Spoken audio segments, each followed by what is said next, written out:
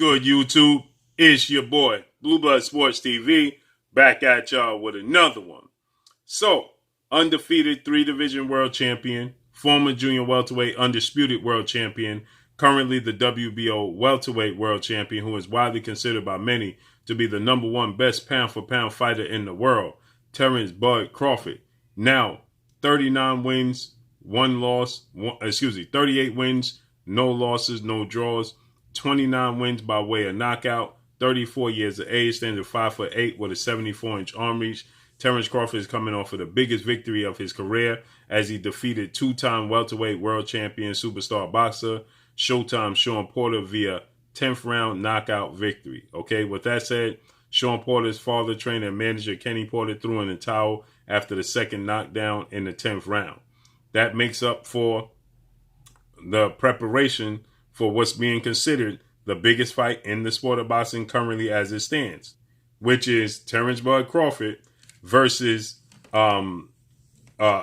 unified, undefeated welterweight world champion superstar boxer Errol Spence Jr., who is the WBC and IBF welterweight world champion and widely considered by many to be the top 3 best pound-for-pound fighters in the world. Okay, Errol Spence, 27 wins, no losses, no draws.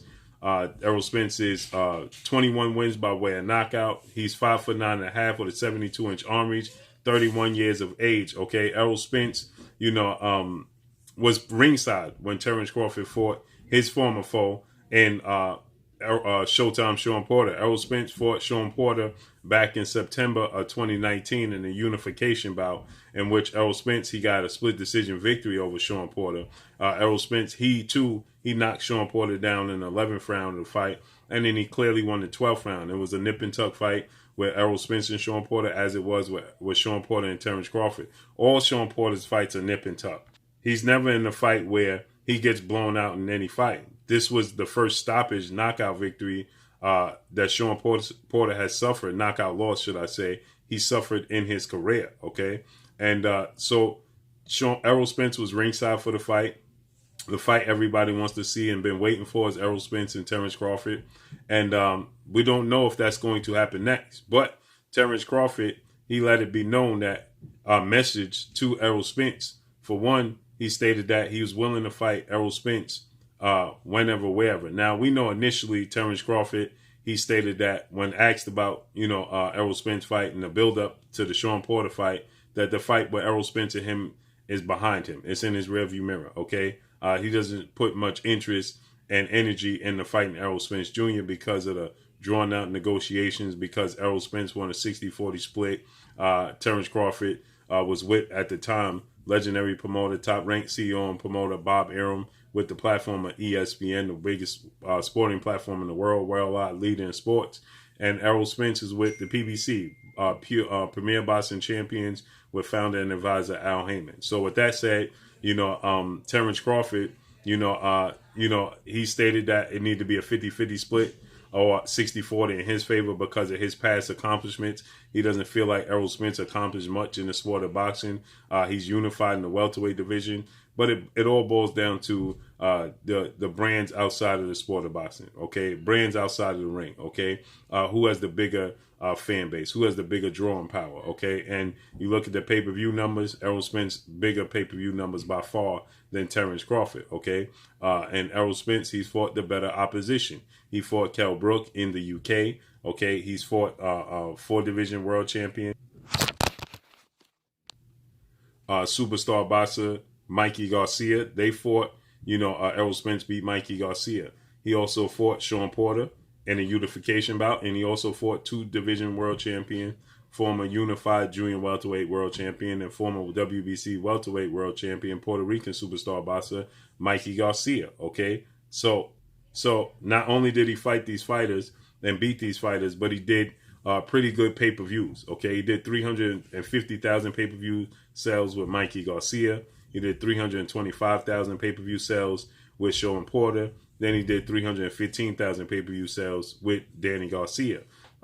Terence Crawford's 2 pay-per-views he did prior to Shawn Porter. Terence Crawford did 50,000 to 60,000 pay-per-views with Victor Postol and 150,000 pay-per-views with Amir King Khan. Now, it reported that he did 190,000 pay-per-views and some reports are saying he did 135,000 pay-per-view buys with Shawn Porter. It's ironic because Terence Crawford, he stated that the reason Shawn Porter and Errol Spence fight did big numbers was because Shawn Porter sold the fight. Okay, so now he fights Shawn Porter, a mutual opponent, and he does 135 to 190,000 pay-per-views, nowhere near the 325,000 that Errol Spence and Shawn Porter done. Nonetheless, it's all coming down to the brands, and it's all coming down to negotiations, and it's all coming down to who wants to give, who wants to bend. Okay, so Terence Crawford, he responds. He stated that he wants to fight former unified welterweight world champion superstar boxer Keith one-time Thurman, which looked like that could be a possibility in July.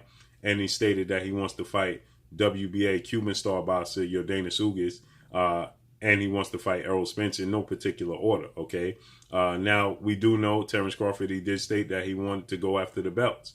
And Yordenis Ugas is not in play because the World Boxing Association's President Gilberto Mendoza, they are not allowing Yordenis Ugas to fight in unification bouts. They actually put Yordenis Ugas in a tournament format where we saw Jamal James, who was the WBA regular champion, fight Butev, and Butev beat Jamal James. Now he's the regular champion, and he's waiting for Yordenis Ugas to fight against Stanionis, and he gets the winner. So that means Yordenis Ugas is at least 2 fights away from being able to unify the belt. So he's completely out the picture. Now we know that Errol Spence and Yordenis Ugas had agreement and a plan in place to fight in February in a unification bout. Now, it seems like Errol Spence is getting short end of the stick lately because he was supposed to face off against legendary 8-division world champion, iconic Filipino superstar boxer Manny Pac-Man Pacquiao, but that didn't work out simply because Errol Spence suffered a broken detached retina, which saw him have to be removed from their August 21st showdown, and Yordenis Ugas replaced Errol Spence. He was the co-main event. So Yordenis Ugas replaced Errol Spence, and he ended up beating Manny Pacquiao unanimous decision. So it seems like it was a natural fit to get Yordenis Ugas versus Errol Spence in a unification bout in February. But they had other plans, and they prevented the WBA's preventing this mega unification showdown. Okay, and so with that stated, we don't know what Errol Spence is going to do next, but he's definitely stated that he's coming back in February or March, and he says he had a huge announcement, now it could possibly be his IBF mandatory, or it could be undefeated rising Mexican superstar title contender in Virgil Ortiz Jr., who's 18 wins, no loss, no draws, 18 wins by way of knockout, 24 years of age, 5'10" with a 70-inch arm reach. He's the mandatory WBC challenger, okay? So with that said, he's also the mandatory WBO challenger for Terence Bud Crawford. He's number 1 in Terence Crawford's ranking system. Now, Terence Crawford satisfied his mandatory, which was Shawn Porter, okay? Shawn Porter was number 1 in the WBO ranking system. So with that said, it begs the question, who's next for either one of these guys, okay? So he satisfied that mandatory against Shawn Porter. So that means Virgil Ortiz Jr. is a strong possibility for Errol Spence. They have a storyline because they're both from Dallas, Texas. Okay, and Virgil Ortiz is undefeated, Mexican superstar boxer. He's a title contender, knocked all his opponents out. So it just makes sense that could be next for Errol Spence. But obviously, Errol Spence, he stated that he don't want to face any mandatories. He don't want any tune-ups, or he don't want any contender type fights. He wants the unification bouts. He wants the title opportunities. Okay, so that means Errol Spence will have to face off against Terence Bud Crawford if he wants the title opportunity, because there's no other route for him to get a belt, because Yordenis Ugas again is off the board. Okay, he's not available. So with that said, Terence Crawford, he sends Errol Spence a message, puts up a message, just said that he's built different. We built different. Okay. Now we know obviously both guys are confident that they could win the fight. Both guys feel like, they're the superior boxer. They do both respect each other's talents and each other's gifts.